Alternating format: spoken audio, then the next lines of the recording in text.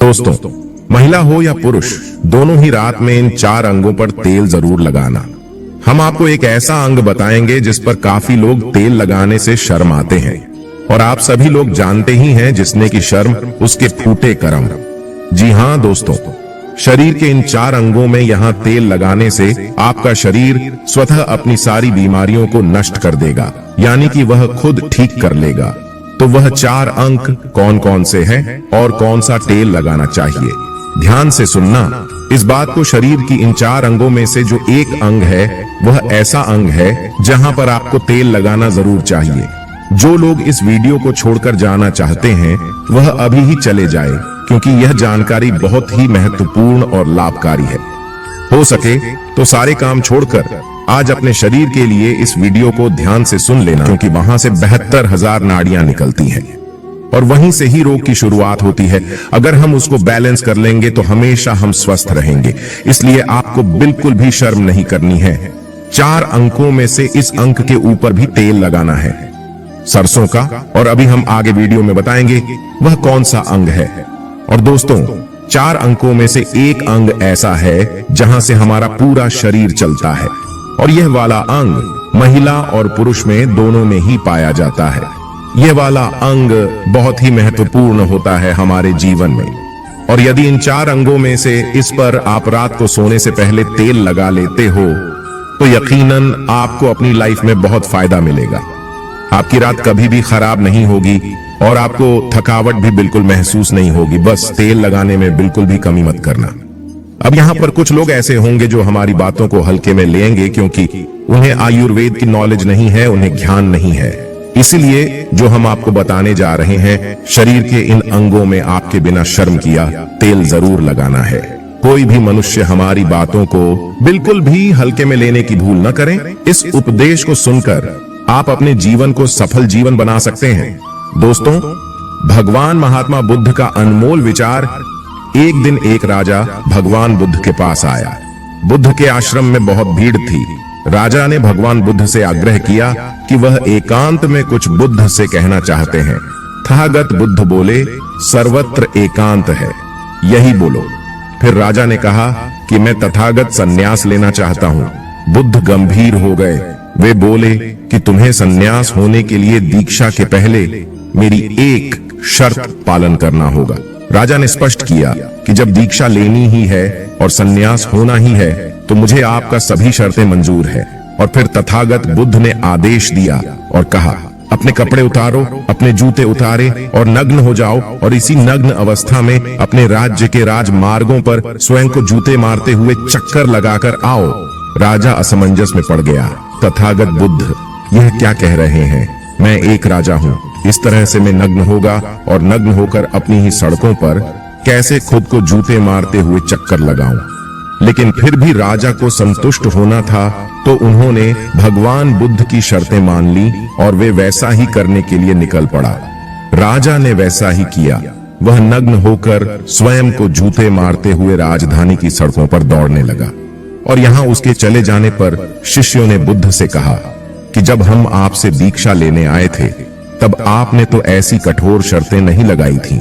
आप तो स्वयं करुणा अवतार हैं, फिर आपने राजा के साथ ऐसा कठोर व्यवहार क्यों किए? तब भगवान तथागत बुद्ध बोले, जब तुम लोग सन्यास लेने आए थे तब तुम्हारे अहंकार बहुत बड़े नहीं थे, इसलिए तुम लोगों से घर घर भिक्षाटन करवाकर ही काम बन गया। यह तो एक बड़े राजा है, इसका अहंकार भी बहुत बड़ा है। इसलिए जितनी बड़ी रोग उतनी बड़ी दवाएं, इसलिए महारोग की दवा भी अधिक शक्तिशाली होती है। इसी कारणवश मैंने इनका परीक्षा भी इतना कठिन किया है। राजा जब इस दशा में अपनी प्रजा के सामने से गुजरेगा तो उसका अहंकार चूर चूर हो चुका होगा। राजा ने शाम तक शर्तें पूरी कर ली और बुद्ध के चरणों में आकर गिर गया और फिर बोला, तथागत, अब तो मुझे आप दीक्षा देकर मुझे सन्यास करें। भगवान बुद्ध ने राजा के सिर पर मुकुट रखा और कहा कि अब तुम्हें सन्यास लेने की जरूरत ही नहीं है। जाओ और कर्ता भाव छोड़कर साक्षी भाव से राज करो। अब तो तुम राजा हो चुके हो, अब तुम सन्यास राजा बन चुके हो। किस तरह से भगवान बुद्ध ने एक राजा को उपदेश दिया और राजा का जीवन धन्य हो गया। दोस्तों, ये छोटे से उपदेश से आपको क्या ज्ञान प्राप्त हुआ? स्वास्थ्य से संबंधित बहुत ही महत्वपूर्ण जानकारी दोस्तों। यह हमारा शरीर किससे बना है, यह सबसे पहले जानना जरूरी है। और हमारे शरीर में कौन से 3 दोष पाए जाते हैं।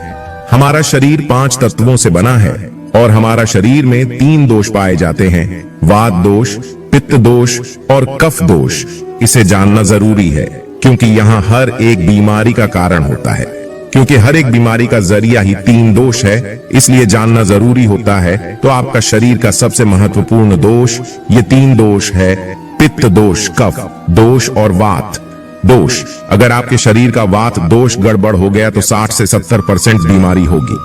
अगर आपके शरीर का पित्त दोष गड़बड़ हो गया तो शरीर में 15 से 20% बीमारियां होती हैं। और आपके शरीर का कफ दोष गड़बड़ हो गया तो 5 से 10% बीमारी होती है। अब इन तीनों प्रवृत्ति हमारे शरीर में कब से कब तक रहती है, जब हम जन्म से बाल्य अवस्था में रहते हैं, यानी 0 से जब हमारा जन्म होता है और 14 साल की उम्र तक हमारे शरीर में दोस्तों इसकी प्रवृत्ति ज्यादा होती है। इस समय कफ ज्यादा बनता है।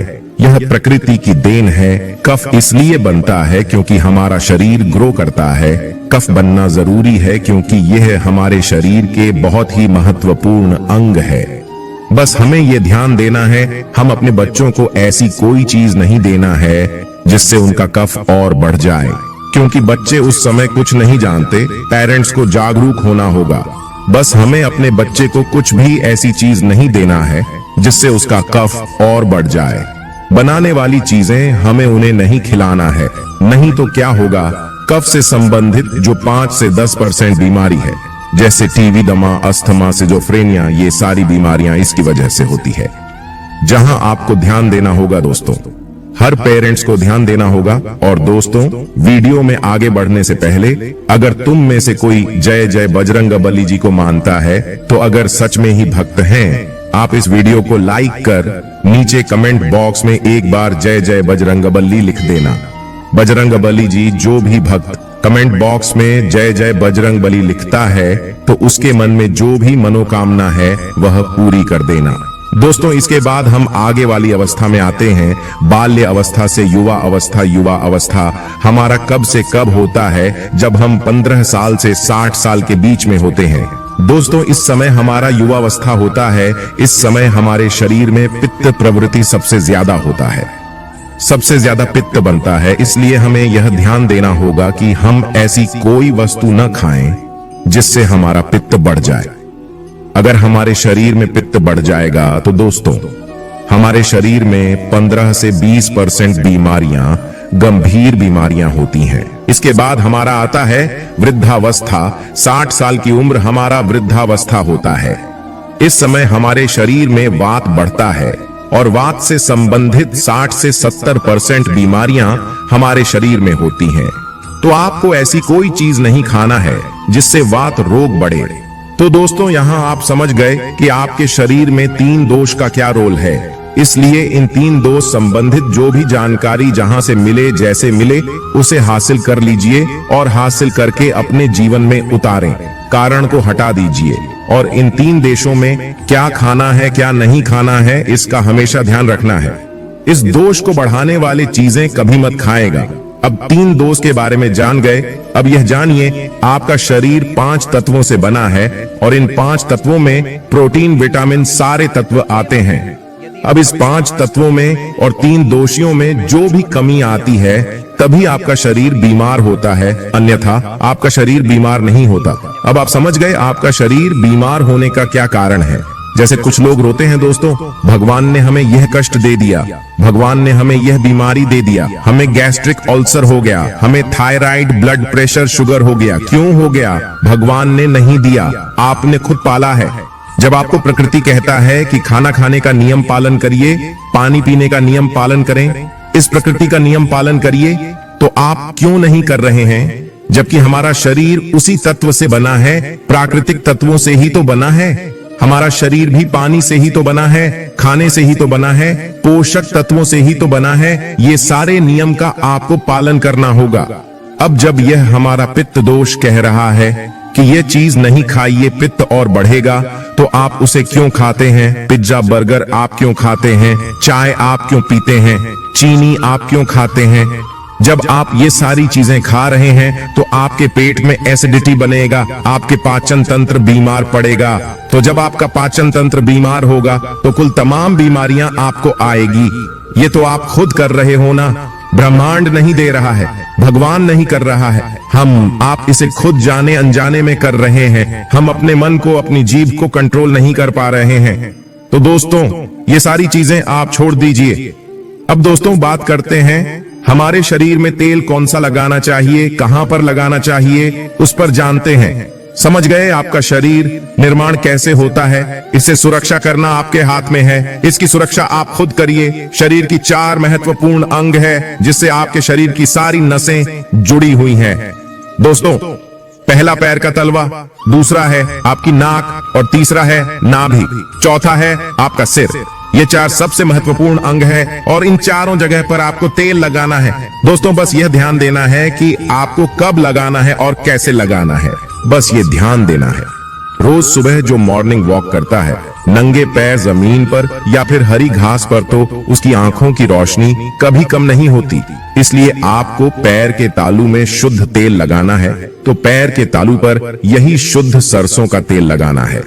जब आप रात में सोने जाइए उसके पहले गुनगुने पानी से अपना पैर धो लीजिए।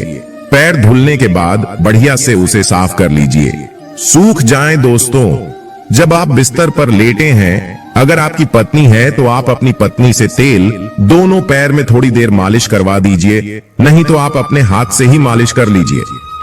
रात में सोते समय यही शुद्ध सरसों का तेल, और जैसे ही आप अपने 5 मिनट दोनों हाथों से मालिश करेंगे, तेल से गर्माहट आएगी दोस्तों, तुरंत ही आपको नींद आना शुरू हो जाएगा। अगर आप नींद का टैबलेट लेते हैं, अगर आप डिप्रेशन में हैं, नींद नहीं आ रहा है, तो यह दूसरे दिन से ही बंद हो जाएगा। आपको नींद की कभी टैबलेट की जरूरत ही नहीं पड़ेगी। आपका पागलपन दूर हो जाएगा। याददाश्त बहुत तेज होती है, दिमाग से संबंधित सारी समस्याएं खत्म, और एक ही बार में आप 10 बजे सो रहे हैं, 4 बजे से पहले आपकी नींद नहीं खुलेगी। इतनी बढ़िया नींद आती है तो पैर के तालू में तेल लगाने से आपके पाचन तंत्र मजबूत होता है, याददाश्त तेज होती है, भूख लगती है, शरीर में शक्ति मिलती है, ऊर्जा मिलता है, यानी कि शरीर की सारी पोषक तत्वों की आपूर्ति कर देता है। दूसरा स्थान है नाभि, जो कि आपके शरीर का सबसे महत्वपूर्ण अंग है। दोस्तों, नाभि के पीछे एक त्रिकुटी ग्रंथि पाए जाते हैं और इसी ग्रंथि से शरीर की सारी नसें जुड़ी हुई होती है, और यह शरीर की सबसे शक्तिशाली ग्रंथि होती है, सबसे शक्तिशाली होती है। इसलिए नाभि में तेल लगाना चाहिए। आप देखते होंगे जब घर में बच्चा होता है, सबसे छोटा सा बच्चा जन्म होता है और माताएं तेल की मालिश करती थीं। अब तो यह जमाना उठ गया है। पहले माताएं 8-10 बार दिन में तेल की मालिश करती थीं। हम लोग बच्चों को देखते थे, हमारी माता जी जो भाई के बच्चे होते थे, यानी कि पोता को 4 बार दूसरी टाइम यानी कि 7 से 8 बार तेल की मालिश करती थी। दोस्तों, कहते थे जितने हम तेल की मालिश करेंगे हड्डियां इनकी मजबूत होगी। दोस्तों, यह आपकी नाभि सबसे शक्तिशाली शरीर के हिस्सा है। इस नाभि में उस समय जब माताएं तेल की मालिश करती थीं, तो उनकी नाभि को फूंक मारती थी। फूंक मारने के बाद उसमें तेल लगाती थी, साफ करती थी। तो दोस्तों, आपको नाभि में तेल लगाना है। कि किसका तेल लगाना है? शुद्ध सरसों का तेल लेना है, और रात में सोते समय आपको नाभि में तेल लगाना है। जब आप नाभि में तेल लगाते हैं तो उसके फायदे कितने हैं आप जानकर चौंक जाएंगे। दोस्तों, आपको बढ़िया से नींद आएगी, दिमाग से संबंधी कोई समस्या नहीं होगी, आपका पाचन तंत्र एकदम स्ट्रांग बना रहेगा। आपका पाचन तंत्र स्ट्रांग रहेगा, आपको भूख बढ़िया सी लगेगी, आपके शरीर के सारे दर्द दूर हो जाएंगे, आपकी आंखों की रोशनी बढ़ जाती है, यानी कि शरीर के हर एक पार्ट के लिए फायदेमंद है। अब आपको नाक में क्या करना है? नाक में अगर आपको शुद्ध अगर देसी गाय का घी मिल जाए, शुद्ध देसी किसी कंपनी का नहीं चाहिए, शुद्ध देसी गाय का घी 1 बूंद नाक में और 1 बूंद नाक में, दोनों नाक में 1-1 बूंद डालना है। दोनों नाक में 1-1 बूंद रोज डालें।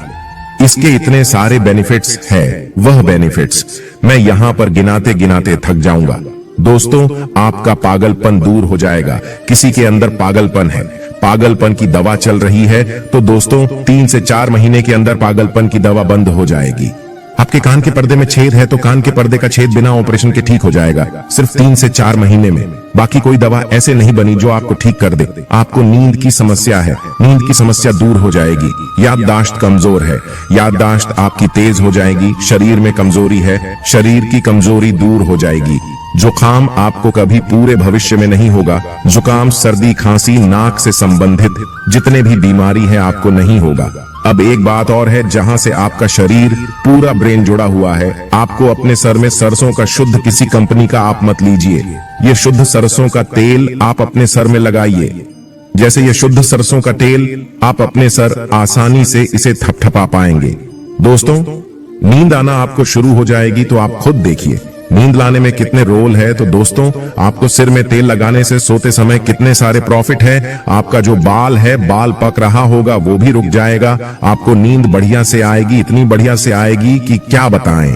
दिमाग की याददाश्त पावरफुल होगी, शरीर की शक्ति बढ़ेगी, शरीर की कमजोरी दूर हो जाएगी, आपका पाचन तंत्र मजबूत हो जाएगा, यानी कि शरीर की सारी शक्तियां आपको मिलेगी। दोस्तों, ये 4 अंगों पर यह तेल आप जरूर लगाएं या देसी घी आप नाक में डालें। यह प्रक्रिया आप अपना लीजिए, आपका शरीर स्वस्थ और निरोग हो जाएगा। जैसे हमने कहा कि यह हमारा शरीर है, हमारा शरीर हमारे ऊपर डिपेंड है। तो दोस्तों, अभी तक हमने आपको जो भी बात बताई है वह बात बहुत ही ज्यादा हमारे शरीर के लिए लाभदायक है। हो सके तो